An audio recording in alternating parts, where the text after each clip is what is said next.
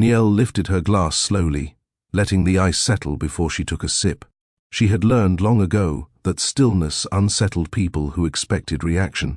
Across the table, Maribel Hales smiled with the satisfaction of someone who had been waiting for an audience. Her fork pressed into the steak with deliberate care, as though timing mattered more than taste. "We only invited you because it's New Year's," Maribel said, not bothering to lower her voice. It would have looked unkind not to. A small laugh followed. Not everyone joined in, but enough did. Niel's expression didn't change.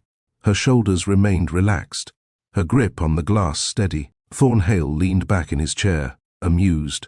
"Let's not pretend this is your place," he added. "Some traditions are inherited."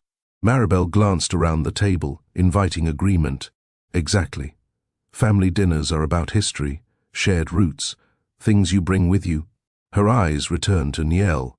"Not things you marry into."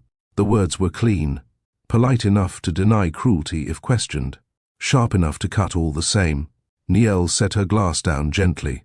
No gasp, no tightening of her jaw, just the soft sound of glass meeting wood. 2 seats away sat Riven, billionaire, CEO, her husband. His eyes stayed on his plate. Niel waited. She didn't turn toward him. She didn't prompt him. She didn't need to.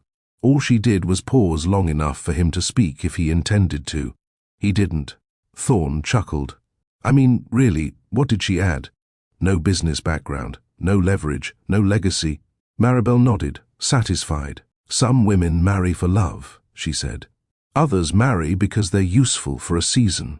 A few guests shifted uncomfortably. One smiled. Another looked down. Silence, dressed as politeness. Niel felt it then. Not the insult, but the confirmation. This was not a misunderstanding. This was permission. She folded her napkin with care, placed it beside her plate, and rose from her seat. "Thank you for dinner," she said calmly. "Enjoy the year." No one stopped her. Behind her, Maribel scoffed. "See? Always dramatic." The front door closed softly, and for the first time that night, the room felt lighter, because the person they thought they were breaking had already decided she was done waiting. This moment reflects a real social dynamic. Silence in the face of public disrespect often reinforces the behavior. Social psychology shows that when authority figures or partners fail to intervene, mistreatment becomes normalized. What Niel does next begins with recognizing that truth. Niel walked through the hallway without rushing. She could still hear them behind her, chairs shifting, cutlery resuming, conversation restarting too quickly. People always rushed to fill silence when they sensed discomfort. It made them feel innocent again. Her coat rested where she'd left it.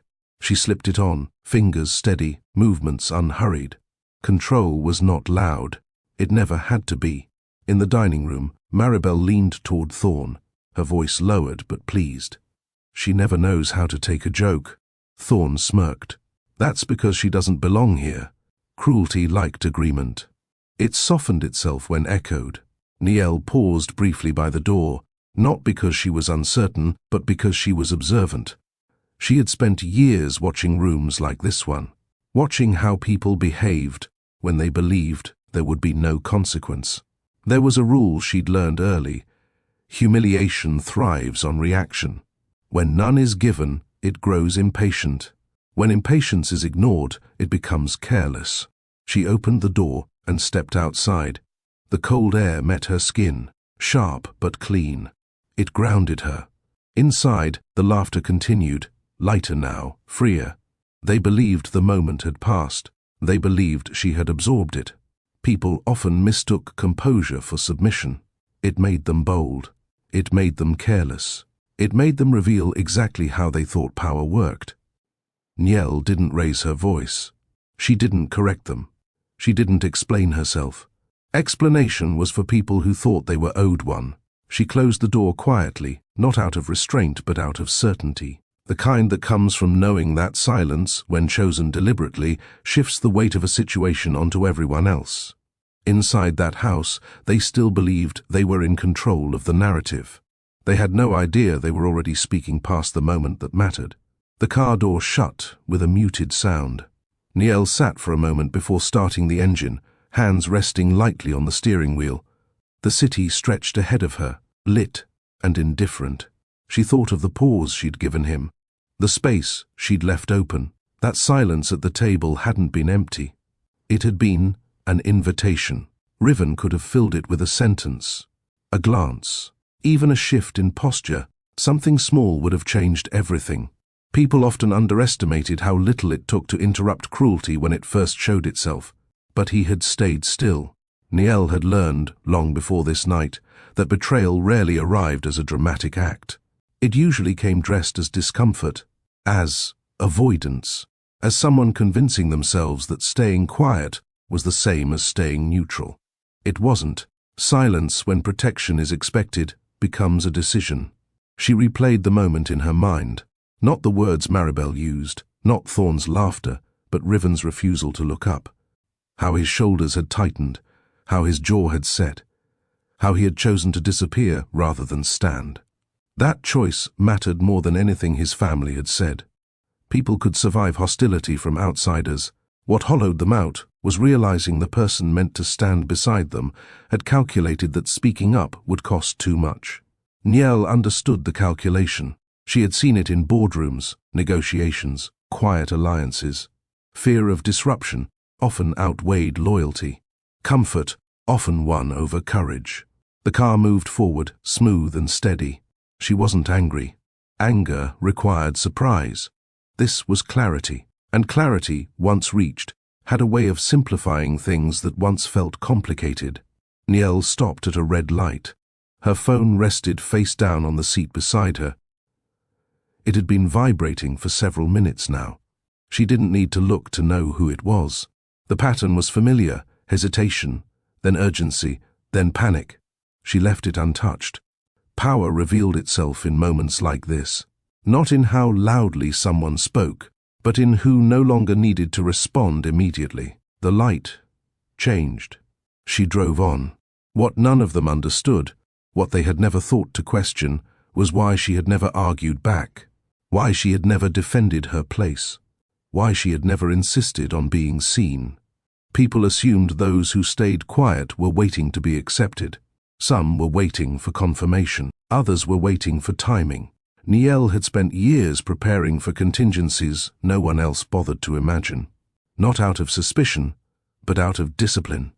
Trust, she believed, was strongest when paired with foresight. At another light, she glanced at her phone at last. One missed call, then another, then a third. She smiled faintly, not with satisfaction, but with recognition. They still believed the story belonged to them. They still believed pity was power. They had no idea the structure holding their certainty together rested on documents they had never bothered to read, and on a woman they had dismissed too easily to notice. Niel turned onto the main road, the city opening up before her. Some doors closed quietly. Others were about to open in ways no one at that table had prepared for. Niel pulled into her driveway and shut off the engine. For a moment, she stayed seated, listening to the quiet settle. Not the absence of sound, but the absence of expectation. There was relief in that. Relief in knowing she would not be required to explain herself to anyone who had already decided who she was. Her phone buzzed again. This time, she picked it up, not to answer, but to silence it. The screen went dark. The night remained. There was a lesson she had learned long before she learned numbers or contracts. Stories rarely announce their turning point when it arrives. They slip past unnoticed, dismissed as another uncomfortable moment, another evening best forgotten. But those moments mattered. They decided who stayed, who left, who watched, and who prepared. Niel stepped out of the car and locked it behind her. The sound was final, deliberate. Somewhere, not far away, people were still laughing, still confident that the evening had ended in their favor. It hadn't. If you've ever been in a room where silence was mistaken for weakness, you already know how this begins. And if you want to see how quiet decisions change outcomes, stay with this story. Some accounts don't demand attention. They settle them. Niel returned to the dining room because walking out immediately would have given them what they wanted. A reaction. She resumed her seat with the same composure she had carried all evening, smoothing the edge of her dress as though nothing had shifted. The table was long, polished, heavy with inheritance.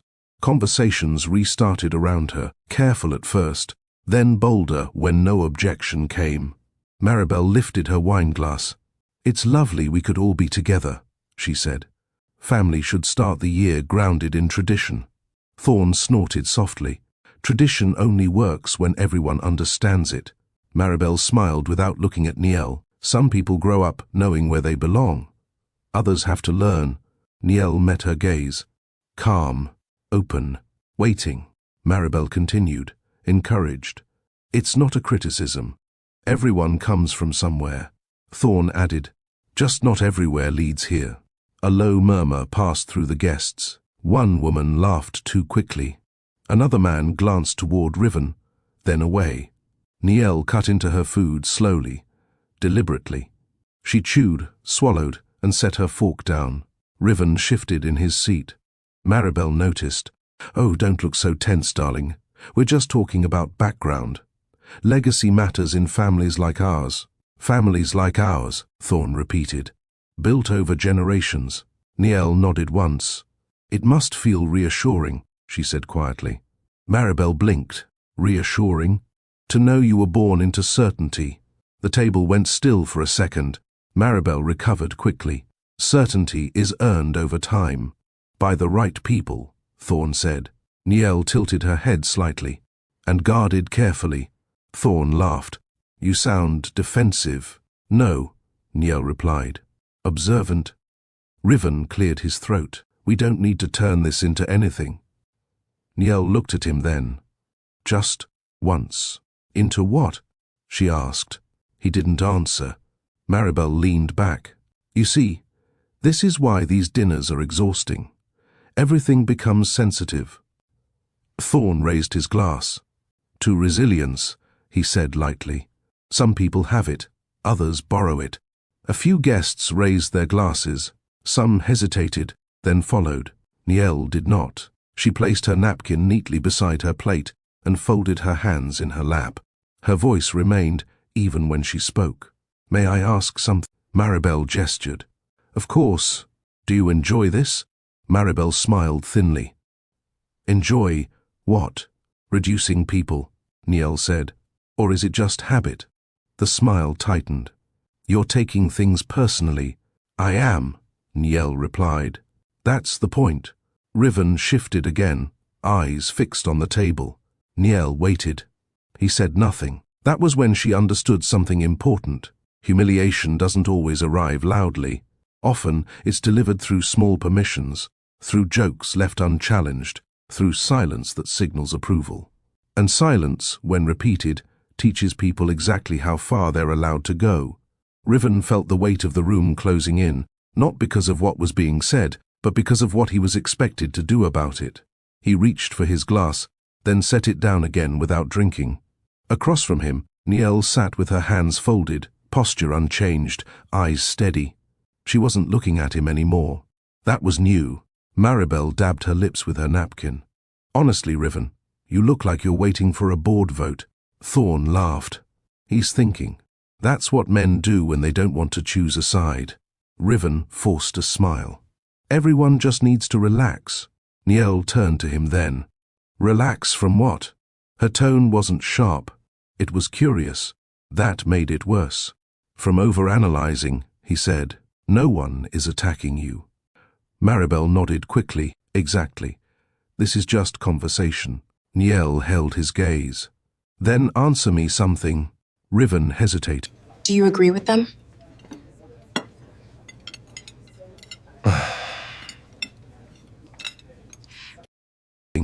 Riven hesitated. "Niel, do you agree with them?" she asked. The table went quiet again. This time, the silence waited on him. He felt the pressure of eyes, the expectation that he smooth things over. He told himself this wasn't the right moment, that pushing back would make things worse, that family dynamics were complicated, that Niel was strong enough to handle a few comments. He chose comfort. "It's not about agreement," he said. It's about not turning dinner into a conflict. Niall nodded slowly. So peace matters more than respect. That's not what I said. It's what you meant. Maribel sighed. You see, this is why emotions cloud judgment. Niall didn't respond to Maribel. She was still looking at Riven. He shifted again. You know how they are, he said quietly. They don't mean harm. Niall's voice stayed level. Meaning doesn't erase impact. He opened his mouth, then closed it. The truth was inconvenient. Acknowledging it would require action. Action had consequences. Thorne leaned forward. Riven's right. You're choosing to hear offense. Niall finally looked away from her husband. That was the moment he felt something slip. She had been waiting, not for rescue, for recognition. Maribel watched the exchange with interest. You see, she said, even your husband understands this isn't personal. Niall exhaled softly. Then it's settled. She rose from her seat. Riven stood halfway. Wait. She paused, turning just enough to face him. For what? I just think, she smiled faintly. You've done enough thinking. The room felt different then. Not tense. Exposed. Niall didn't leave because she was defeated. She left because clarity had arrived. She had learned in real time how silence becomes endorsement and how avoidance teaches others what behavior will be tolerated. That knowledge stayed with her as she walked away. Niall pushed her chair back gently. The sound was soft, but it carried. Conversation faltered. Someone cleared their throat. A woman near the end of the table pretended to adjust her bracelet, eyes fixed anywhere but on Niall. Maribel watched her with thin amusement. You don't have to leave, she said. We're just getting to dessert. Niall reached for her coat. I won't be staying. Riven stepped closer. Niall, let's not do this now. She looked at him. Not with anger, not with hurt. With the kind of composure that arrived only after a decision had already been made. This is now, she said. Maribel tilted her head. Honestly, if you're this sensitive, Niall held up a hand, polite but final. I'm not sensitive, I'm selective. Thorne laughed. There it is. The drama. Niall met his gaze. Drama needs an audience. She slipped her coat on, movements unhurried, precise. She did not rush. Rushing would suggest escape. This was not that. Riven followed her toward the doorway. You're overreacting. She stopped and turned to him fully then. The room seemed to hold its breath. Overreacting would have been shouting, she said. Or staying. His jaw tightened. You're making this into something. It doesn't have to be. Niall's voice remained steady. It already is. Maribel crossed her arms.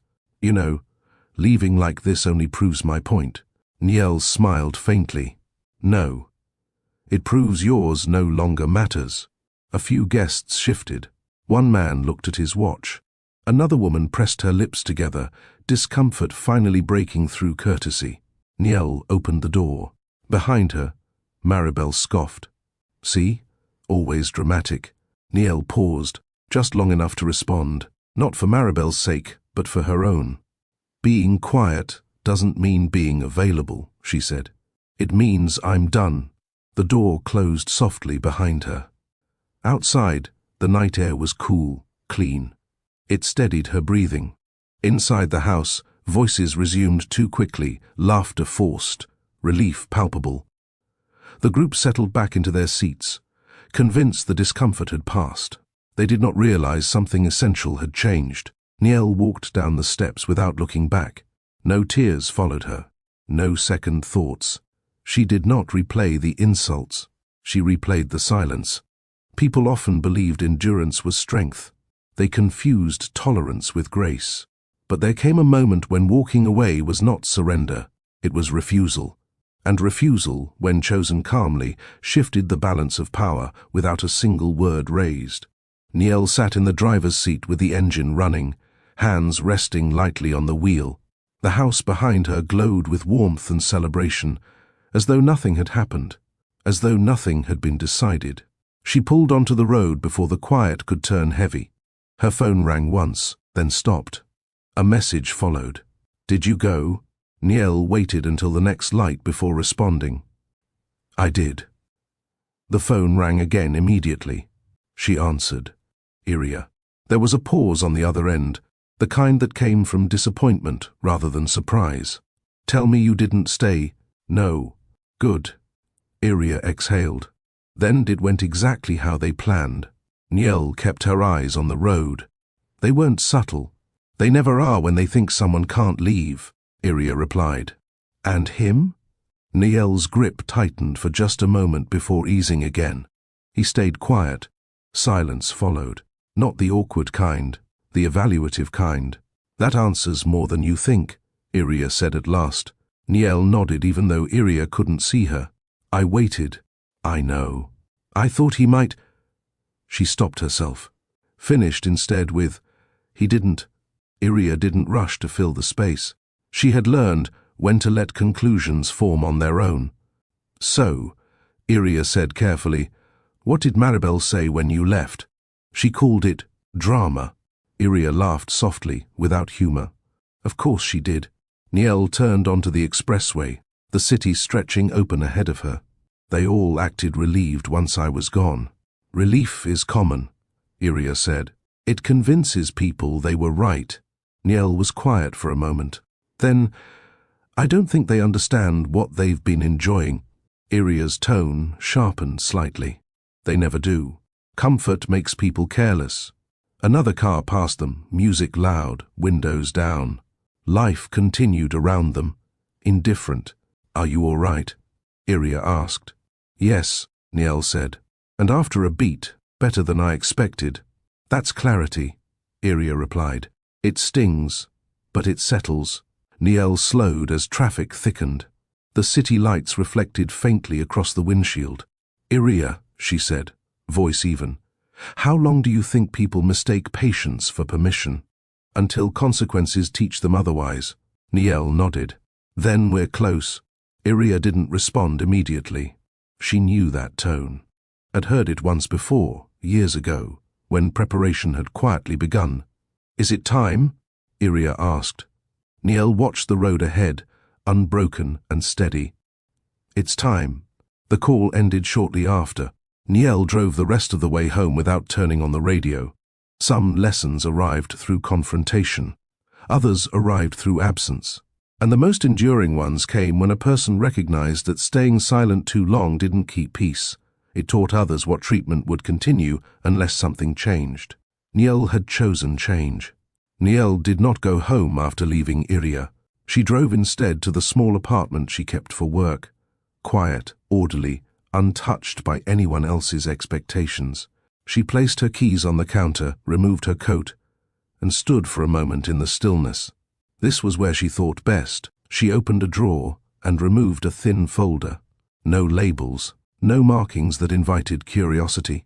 Inside were copies, only copies, of documents she had reviewed countless times.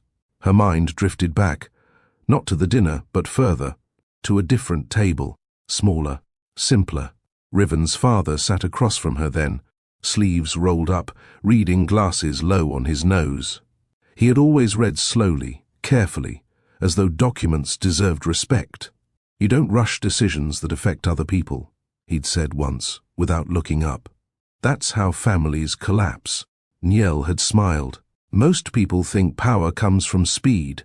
They're wrong, he replied. Power comes from restraint. He had asked her questions others never did. Not about where she came from, but how she thought. Not about credentials, but judgment. He listened without interrupting, a rare courtesy. You see patterns, he'd said one afternoon, and you don't speak until you're sure. I speak when it's useful, Niel replied. That earned his respect. It wasn't affection that led him to trust her. It was consistency. She did what she said she would do. She anticipated problems before they became emergencies. She never confused loyalty with blindness. The day he mentioned the trust, his tone had been matter-of-fact. Someone needs to guard it. Someone needs to guard it, not enjoy it. Guard it.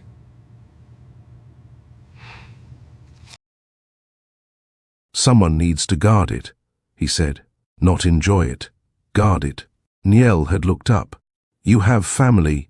I have heirs, he corrected. That's not the same thing. She hadn't accepted immediately. She asked questions, hard ones, about authority, about limitations, about removal. He answered all of them. I don't need someone who feels honored, he said. I need someone who feels responsible. That was why he chose her. Not because she was quiet, but because she understood that real protection rarely announced itself. Back in the apartment, Niel closed the folder and returned it to the drawer. Some people believed wealth was inherited. Others believed it was seized. Very few understood it could be safeguarded by someone willing to stand outside the spotlight and wait. The first document Niel ever signed for him had felt heavier than it looked. They sat side by side in his study, afternoon light falling across the desk. A legal advisor waited quietly, pen ready, saying nothing unless asked. That silence had been intentional. Read it again, Riven's father said, sliding the papers back toward her. I have, Niel replied. Then read it once more. She did, slowly, clause by clause. Authority defined, boundaries clear. No emotional language, no room for interpretation. This gives me control, she said. It gives you responsibility, he corrected. Control implies indulgence. She looked at him. And if they resent it, they will, he said calmly. People resent what they don't bother to understand. She signed anyway. Not because she wanted power, but because she understood something many people missed. Emotion clouded judgment, but preparation sharpened it. She didn't announce her role. She didn't explain it.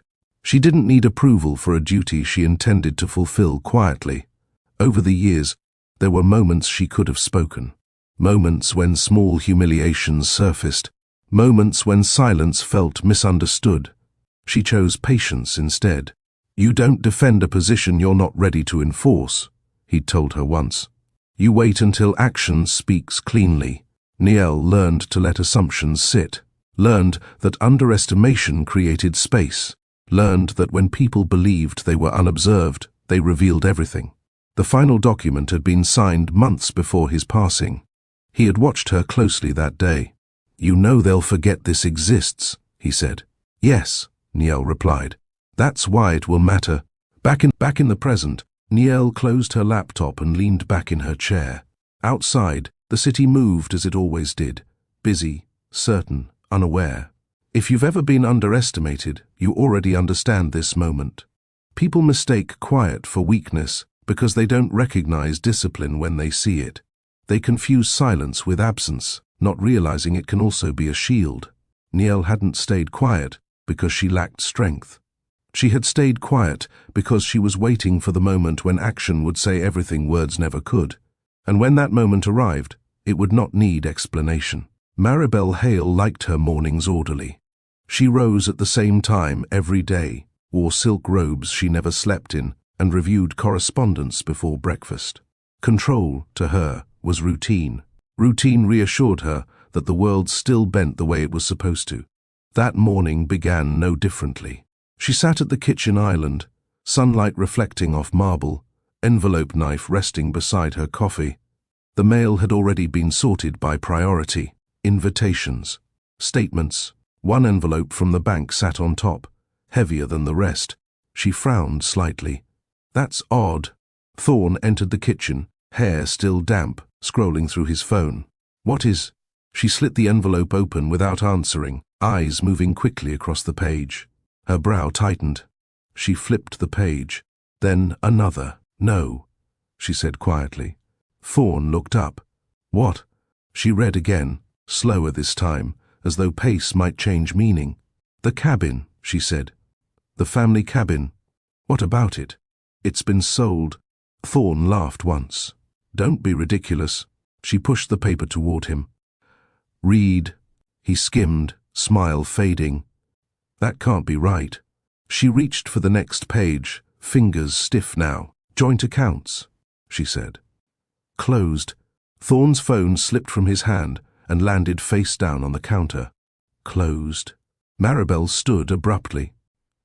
This is a clerical mistake, Thorne ran a hand through his hair. You need to call them. I am calling them. She grabbed her phone, fingers sharp against the screen. They know who we are. The call connected after 2 rings. Yes, Maribel said, voice clipped. This is Maribel Hale. I'm looking at a statement that makes no sense. A pause. Yes, I'm certain, she continued. I want an explanation. Her expression shifted as she listened. Confusion hardened into disbelief. That asset belongs to our family, she snapped. It has for decades. Another pause. Longer this time. Thorne leaned closer. What are they saying? Maribel held up a hand, eyes narrowing. No, she said into the phone. You're mistaken. Silence on the other end. Her grip tightened.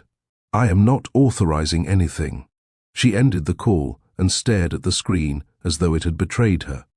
They said it was authorized, she said slowly. By who? Thorne demanded.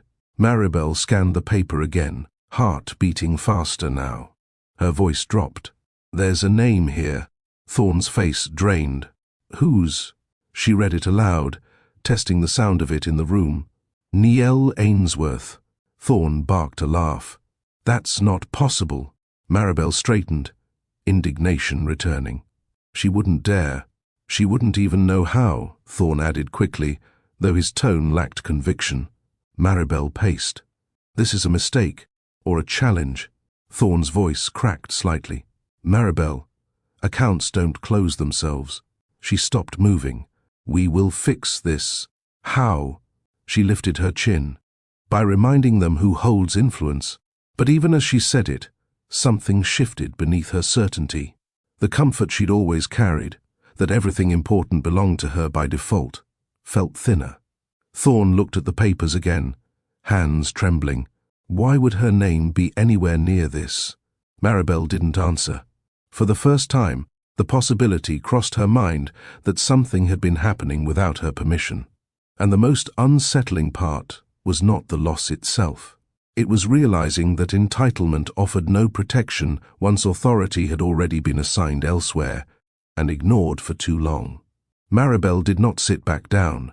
She stood at the counter, phone pressed to her ear again, spine rigid, as though posture alone could reassert control. Thorne hovered nearby, restless, opening and closing drawers without purpose. This time, Maribel said when the line connected, I want a supervisor. A pause. Yes, I'll wait. She held the phone away from her ear, jaw tight.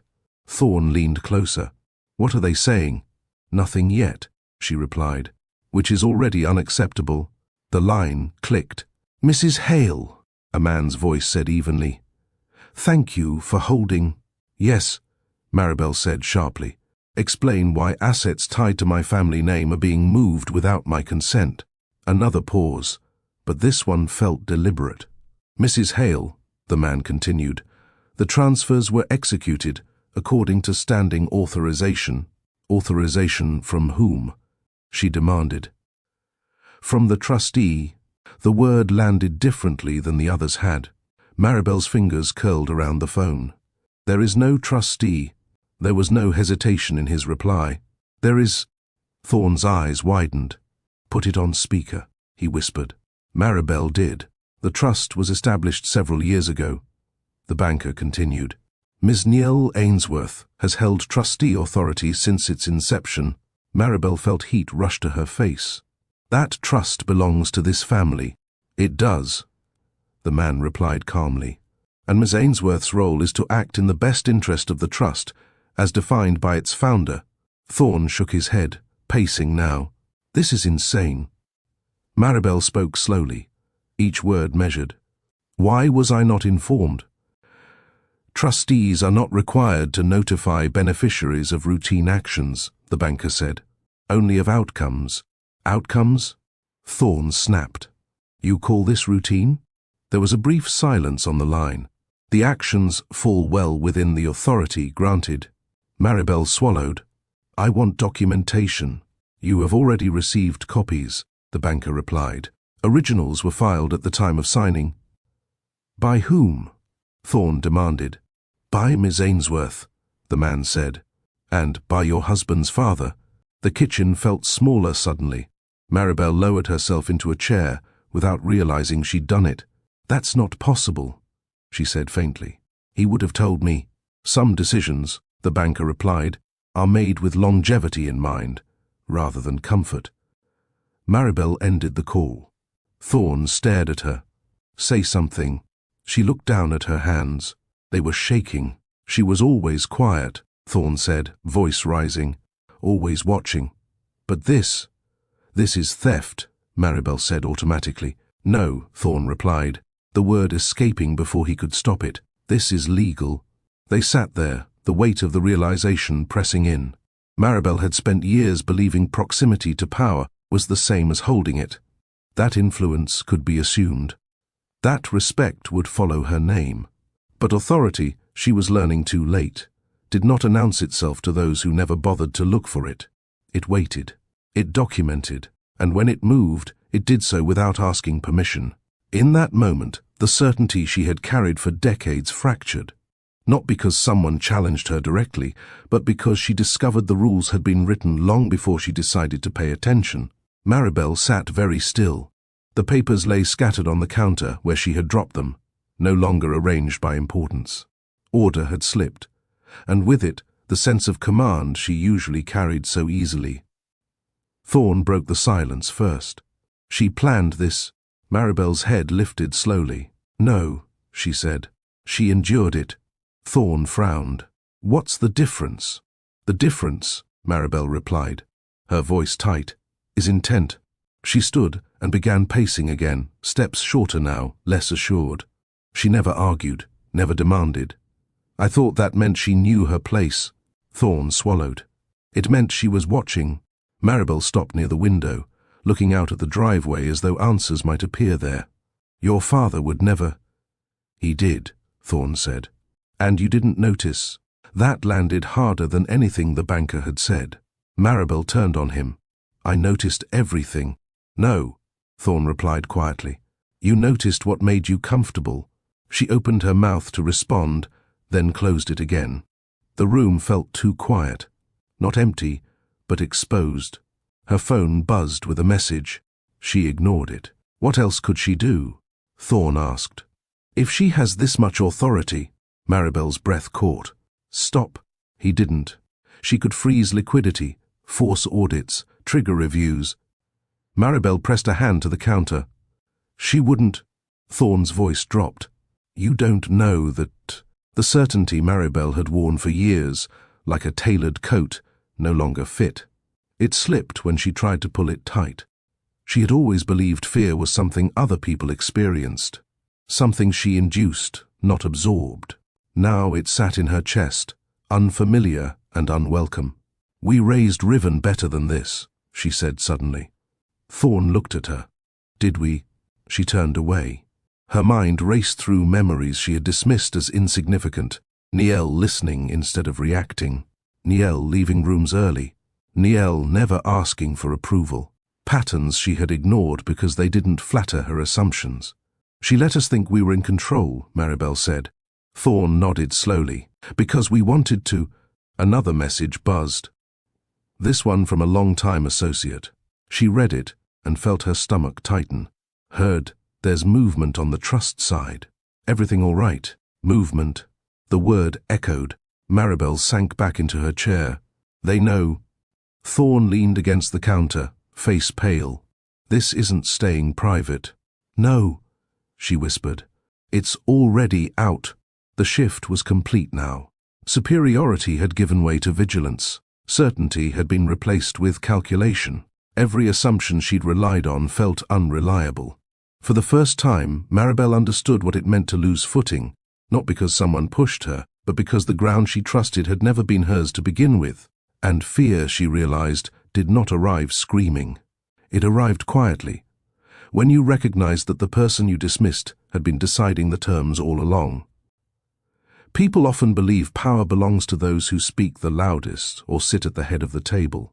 What they miss is how quickly that belief collapses when authority has been quietly assigned elsewhere, reinforced by patience, and activated without warning. Maribel had spent years enjoying certainty without responsibility. Now she was learning what it felt like to face consequences without preparation. Riven arrived just after dusk. The doorman hesitated when he gave his name, then nodded and stepped aside without comment. That alone unsettled him. He rode the elevator up in silence, eyes fixed on the numbers as they climbed, rehearsing explanations he wasn't sure he believed. The door opened to quiet, not the comfortable kind, the kind that suggested something had already moved on. He stepped inside and stopped. The apartment looked larger than he remembered, not because it had changed, but because it had been emptied of the small details that once softened it. No books on the side table, no throw folded over the arm of the chair. The framed photograph that used to sit near the window was gone. Boxes lined one wall, sealed, labeled in Nielle's neat handwriting. Dates. Categories. Nothing emotional, nothing impulsive. This wasn't a pause. It was an exit. "Nielle?" he called. His voice sounded wrong in the space. Too loud, too uncertain. He moved further in, fingers brushing the back of the sofa. Even the cushions felt unfamiliar. He noticed what hadn't been packed yet, not because it had been forgotten, but because it had never belonged to her in the first place. The bedroom door was open. Her side of the closet stood bare. A door closed softly behind him. He turned. Nielle stood near the kitchen counter, a folder in her hands. She looked rested, composed, not surprised to see him. "You came quickly," she said. "You didn't answer my calls." "I wasn't available." He swallowed. "You moved out." She nodded once. "Yes. You didn't say anything. There wasn't anything to discuss." He gestured around the room. This is dramatic." Nielle tilted her head slightly. "Leaving quietly is dramatic now." He ran a hand through his hair. "You didn't even give me a chance to explain." She set the folder down. "You had chances." "When?" "At the table. In the silence you chose." "That wasn't—" She raised a hand, not to interrupt, but to stop him from circling the same defense. "Riven, don't argue logistics with me. Argue decisions." He exhaled sharply. "You're acting like I betrayed you." "You did," she replied, without emphasis. The word landed and stayed. He glanced toward the boxes again. "So this was planned?" "Yes." "How long?" "Long enough." His voice dropped. "You were just waiting?" Nielle met his gaze. "I was paying attention." He stepped closer. "You could have told me something was wrong." She didn't move. "You knew." He looked away. "I didn't think it would go that far." "That," she said calmly, "is the difference between us." He laughed once, without humor. "You're punishing me." "No," Nielle replied. "I'm responding." He looked at her then, really looked. There was no anger there, no need to convince him of anything, only finality. Riven had built his life on the belief that conversations could be delayed, that discomfort could be postponed without consequence. Standing in that empty apartment, he was learning that some decisions did not wait for readiness, and some silences did not forgive delay. Nielle opened the folder. The sound of paper sliding against paper felt louder than it should have in the quiet room. She didn't rush. Rushing would suggest emotion. This was not emotional. This was procedural. Riven watched her hands. "What is that?" "Information," she replied. She turned the folder toward him. Inside were copies of documents he had never asked to see. Trust summaries, authorization pages, timelines, each page marked with dates and signatures. "You've been keeping files on me?"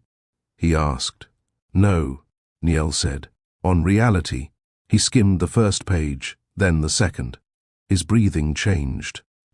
"Why are you showing me this now?" "Because you're done guessing." He flipped faster. "This doesn't explain why my family's accounts." She tapped one page with her finger. "It does." He followed the motion, eyes narrowing. "This is legal language." "Yes." "You signed this?" "Yes." "My father signed this?" "Yes." Riven's jaw tightened. "You should have told me." Nielle closed the folder gently. "You never asked." He let out a breath. "That's not fair." She met his gaze. Neither was letting them speak to me the way they did. He looked away, then back. This still doesn't explain everything. Niel reached for her laptop. She opened it and turned the screen toward him. The image froze on a time-stamped frame. His living room, the one he had insisted on keeping private. The camera angle was wide. Clear. Riven stared. "What is this?" "Your security feed," Niel said. "From 3 weeks ago." He shook his head. "That footage auto-deletes." "It doesn't," she replied. "If someone changes the settings." He swallowed. "Why would you—" The video played. Calavey stepped into frame, laughing, tossing her coat onto the chair Niel usually sat in. Riven followed, loosening his tie, saying something Niel did not repeat out loud. Riven reached for the laptop. "Turn it off." Niel closed it instead. "You brought her into our home," she said, "and you didn't even bother to limit access." He ran a hand down his face. "It wasn't what it looks like." She tilted her head. "It looks like a choice." His voice dropped. "It was a mistake. You didn't correct it." "I was going to—" "When?" Niel asked. He had no answer. She continued, not raising her voice, not pressing closer. "I didn't confront you because I wanted proof, not promises." Riven looked up sharply. "You were collecting evidence." "I was confirming patterns." He stared at the floor. "Color doesn't matter." Niel nodded. "Exactly." That landed harder than accusation. He took a step toward her. "I never meant to humiliate you. You let them do it for you." The sentence was quiet. Exact. He flinched. "You could have stopped them," she continued. "You chose comfort instead. I was trying to keep the peace." "Peace? For whom?" Niel asked.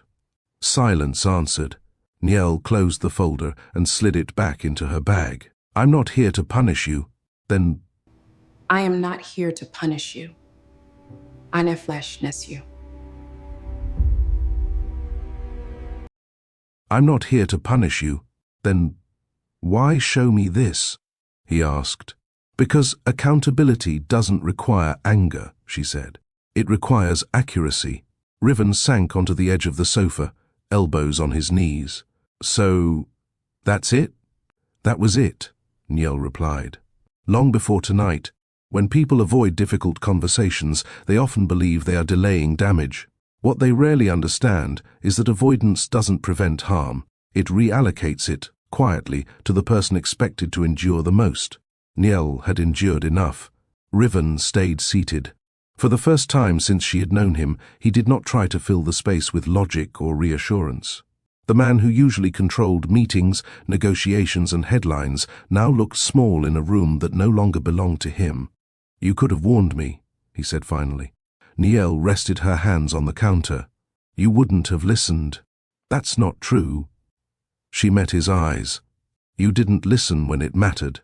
He stood, pacing now, agitation replacing shock. "Do you have any idea what this will do to my family?" "Yes," Niel said. "That's why I waited." He stopped. "Waited for what?" "For you to show me who you would protect." Riven's voice sharpened. "You think I chose them over you?" "You chose yourself," she replied. "And then you called it neutrality." He scoffed. "You're acting like this was calculated." "It was prepared," Niel corrected. "There's a difference." He turned toward her, frustration breaking through. "So what happens now?" She considered him for a moment, not with satisfaction, with assessment. "Now," she said, "I stop absorbing consequences that don't belong to me, and I just, what? Watch everything fall apart." Niel's voice remained even. "You watch what was built without accountability adjust itself." He laughed once, hollow.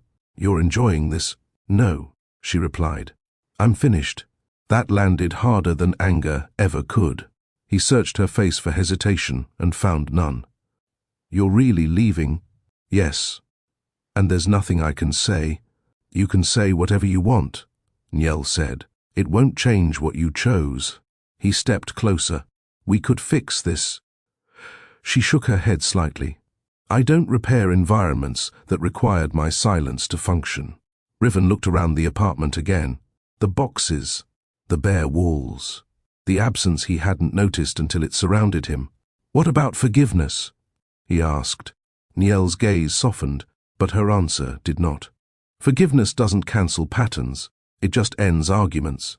He nodded slowly, as if understanding something too late. So, this is punishment? No, she said. This is consequence.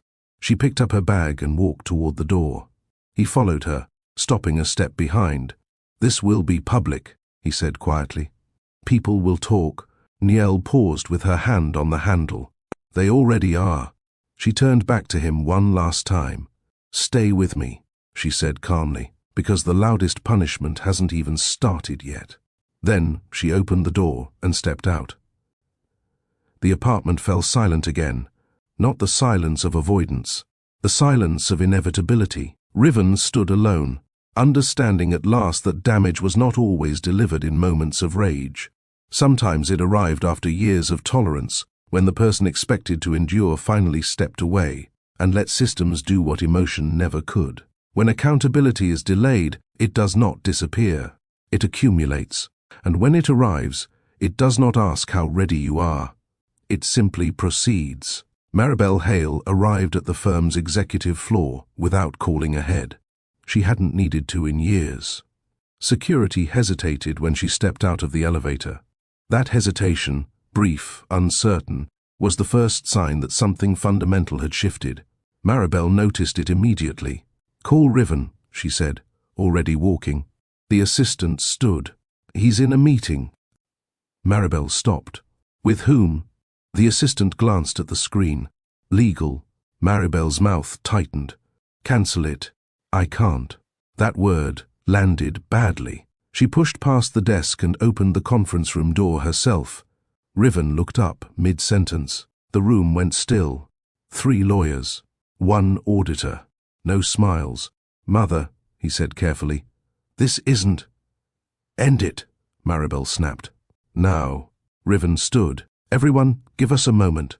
No one moved. The senior lawyer cleared his throat. Mrs. Hale, this meeting concerns the trust. Maribel laughed sharply. Everything concerns the trust. Not anymore, the auditor replied. Riven closed his eyes briefly. They're not leaving. Maribel turned on him. You let this go public? It didn't start with publicity, Riven said. It started with ownership. Maribel scoffed. Ownership belongs to this family. Riven swallowed. No. Control was assigned. Assigned to whom? She demanded. He didn't answer immediately. Say it, she pressed. Nielle, Riven said. The room felt colder. Maribel's voice dropped. She's your wife. She was, Riven replied quietly. The senior lawyer slid a document across the table. Mrs. Hale, this outlines the structure of the trust, funding sources and voting rights. Maribel glanced at it. I don't need a summary. You do, the lawyer said evenly. Because it clarifies why you no longer have authority here. Maribel scanned the page. Her breath shortened. That's not possible, she said. Those funds were not family money, the auditor said. They were external injections, structured, documented. Maribel looked up sharply. From where? The auditor tapped the page. From entities controlled by the trustee. Maribel's eyes flicked to Riven. You knew. Riven hesitated. I knew she supported liquidity. I didn't know the extent. Maribel laughed again, this time brittle. You let her fund your expansion. She believed in stability, Riven said. And she did it quietly. Quietly, Maribel repeated. While you enjoyed the benefits, the lawyer finished. Maribel straightened. This is theft. It's governance, the auditor replied. Maribel slammed her hand on the table. I built this firm. Riven finally raised his voice. You inherited influence. She invested discipline. Silence followed. Maribel turned on him slowly. You're choosing her. Riven shook his head. I'm choosing reality. That was when it broke. Not loudly. Not theatrically. But completely. Maribel's certainty, so long sustained by proximity and assumption, collapsed under documentation she could not dismiss. Ownership charts, funding trails, voting thresholds. Every page confirmed the same truth. The firm had been stabilized, grown, and protected by someone she had spent years dismissing. "She never said a word," Maribel whispered. "No," Riven replied. "She didn't need to." Maribel looked around the room. "This ends here." The senior lawyer met her gaze. "It already has." She left without another word. Outside the conference room, the corridor felt unfamiliar. People who once greeted her warmly now offered polite nods or avoided eye contact entirely. Phones buzzed. Screens refreshed. By afternoon, the story was no longer contained. A business outlet published a notice about restructuring. Another referenced governance review. A third mentioned internal audits. Riven sat alone in his office as the headlines multiplied, each one precise, restrained, devastating. Maribel called him once. He didn't answer. Niel did not release statements. She did not appear. She did not correct the narrative or guide it. She didn't have to. The world was learning what happened when entitlement met records, and records won. People often believe power is inherited through names and rooms and access.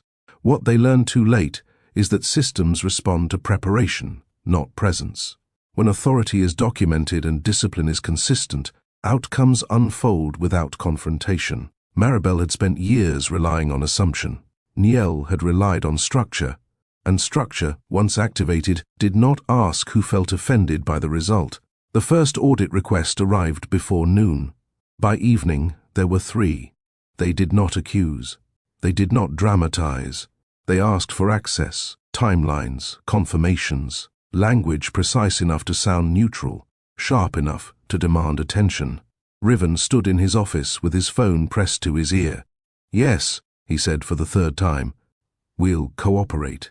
He ended the call and stared at the city below. From this height, everything looked orderly, predictable. That illusion had always comforted him. His assistant knocked. "The board wants an emergency session." "Schedule it," Riven said. "They're already waiting." In the conference room, familiar faces watched him carefully. Not hostile, not supportive. Assessing. "The review isn't optional," one board member said. "Investors are nervous." Another added, "2 partners pulled out this morning." Riven exhaled. "They didn't call me. They called compliance," the first replied. "That's the point." Across town, Maribel sat in her living room with the television on mute, scrolling through her phone. Her name appeared nowhere. The firm's did. Carefully phrased updates, mentions of governance standards, reassurance to stakeholders. No one called to ask for her version. She dialed an old friend. Straight to voicemail. Another, unanswered. By the 3rd attempt, she stopped trying. Her phone buzzed instead with a message from a social chair she'd known for years. "We're postponing the gala. Optics." Maribel read it twice. "Optics," she said aloud, testing the word. Across the city, Calavay refreshed her feed again. The comments under her latest post had changed tone. No accusations, no insults, just absence. Brands that once engaged no longer did. Invitations stopped arriving. Messages left unread. She called Riven.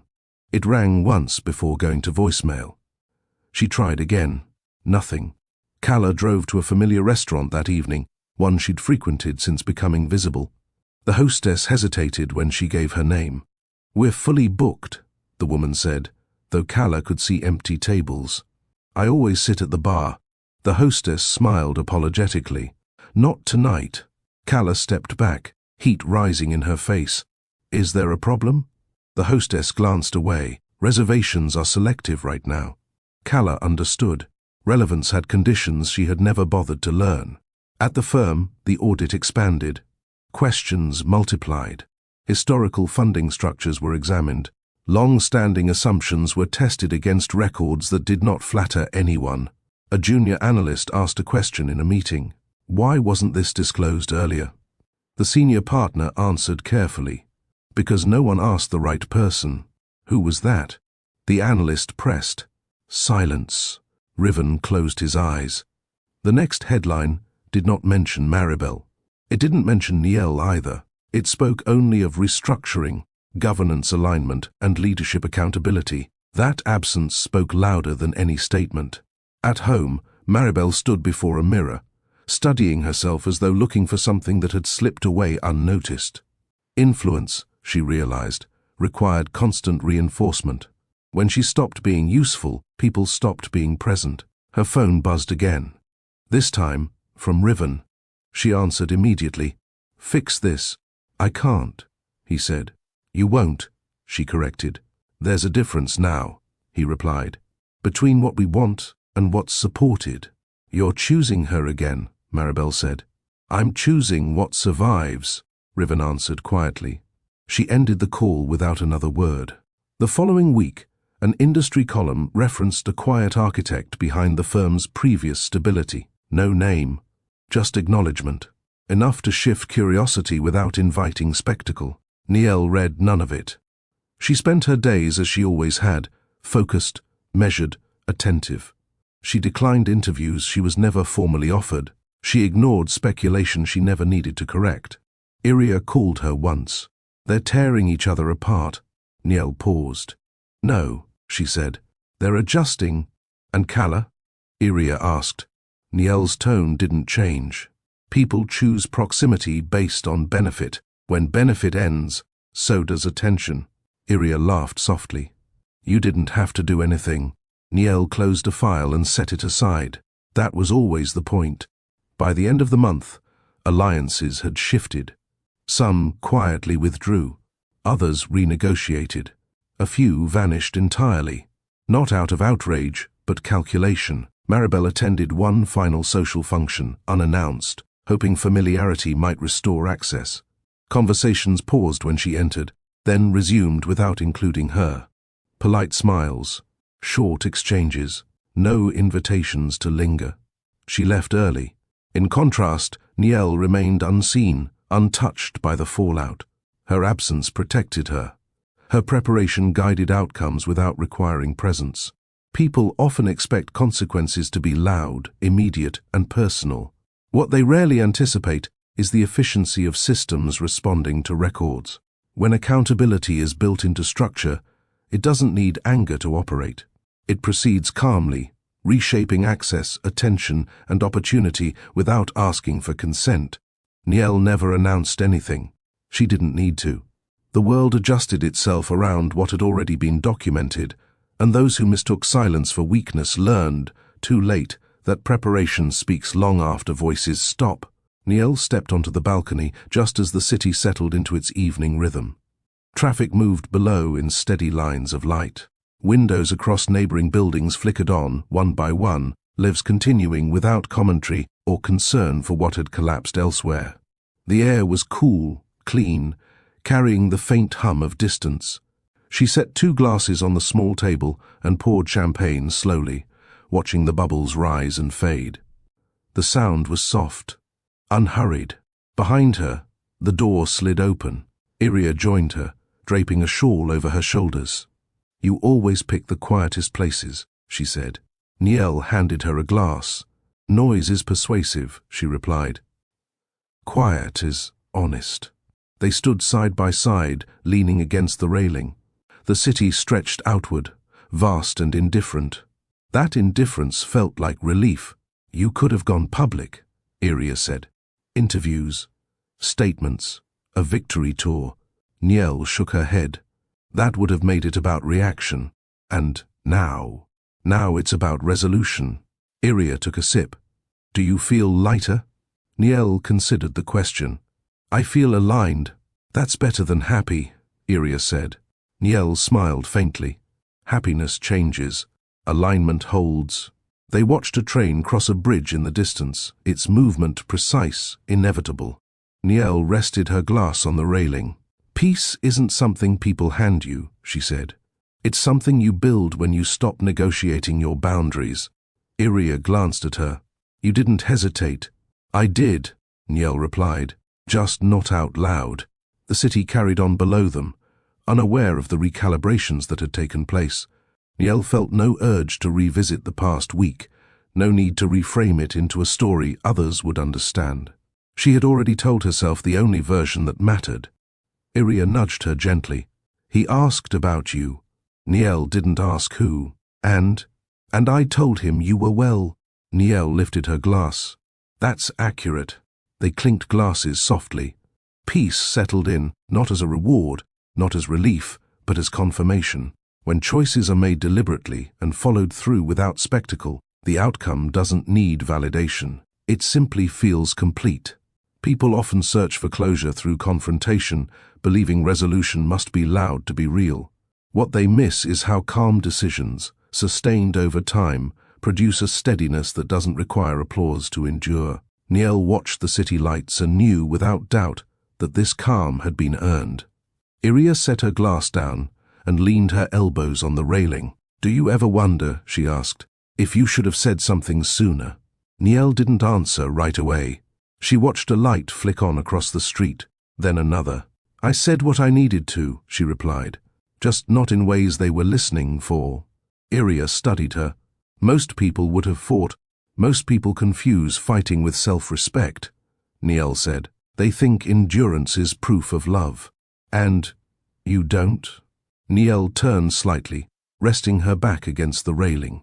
Love that asks you to disappear isn't devotion, it's decoration. Iria smiled at that. You never begged him. There was nothing to beg for, Niel said. I wasn't asking to be chosen. I was watching whether I already was. Iria nodded slowly. And when you realized you weren't? Niel lifted her glass, considering the answer. I stopped pretending tolerance was affection. They stood in silence for a moment. Not avoidance. Agreement. I stayed longer than I should have, Niel continued. Not because I was afraid to leave, but because I wanted to be certain. Certain of what? That I wasn't reacting, Niel said. That I was responding. Iria exhaled softly. Most people leave in anger. Anger rushes, Niel replied. Clarity doesn't. Below them, a couple laughed as they crossed the street, unaware of the conversation unfolding above. Niel watched them pass, then turned back to the city. I didn't lose a marriage, she said. I stopped maintaining one alone. Iria's voice softened. Do you miss him? Niel considered it honestly. I miss the version of myself that thought silence would be enough. And now I know better. Iria lifted her glass again. To knowing, Niel clinked it gently. To leaving rooms where you're only tolerated. They drank. Some lessons are learned through confrontation. Others arrive through contrast, when you step into calm after years of compromise and realize how heavy accommodation had become. Choosing yourself isn't dramatic. It's decisive. It doesn't require explanation, only consistency. Niel felt no urge to rewrite the past or soften its edges. What mattered was that she had stopped asking for courage from someone who benefited from her restraint. Love, she had learned, does not wait for consequences to find its voice. The night deepened around them, the city settling into a steadier pace. Iria gathered the empty glasses and set them aside, leaving Niel alone at the railing. You're quiet, Iria said gently. Niel smiled. I'm finished. With everything? Iria asked. With explaining, Niel replied. Iria studied her for a moment, then nodded. That's how I know you're free. Niel didn't answer. She didn't need to. The air felt different when nothing was being defended. They stood together, watching as a distant building dimmed its lights floor by floor. Somewhere, a siren passed and faded. Life continued, unbothered by the internal negotiations that had once consumed her. People will ask how you did it, Iria said. How you stayed so calm. Niel considered that. Calm wasn't the goal, she said. Accuracy was. And now I trust myself to recognize when something costs more than it gives. Iria slipped an arm around her shoulders. You won't settle again. No, Niel said. I won't confuse access with care. They shared a quiet laugh, the kind that comes from relief rather than humor. Niel rested her hands on the cool railing, feeling grounded. Below them, the city lights shimmered, unconcerned, steady, resilient. She realized then that peace wasn't the absence of conflict, it was the absence of self-betrayal. Iria stepped back toward the door. "I'll leave you with it." Niel nodded. "Thank you for asking the right questions." When Iria went inside, Niel remained on the balcony, alone but not lonely. She didn't replay conversations or imagine alternate endings. The future didn't need rehearsing. She had chosen herself, fully, without apology. If this story meant something to you, subscribe and share it with someone who needs to remember their power. People often wait for permission to protect their dignity. What this moment teaches is simpler. Boundaries don't require announcements, and courage doesn't always arrive as noise. When choices are made deliberately and followed through with consistency, outcomes align without spectacle. Niel lifted her gaze to the skyline, steady and bright, and let the quiet hold.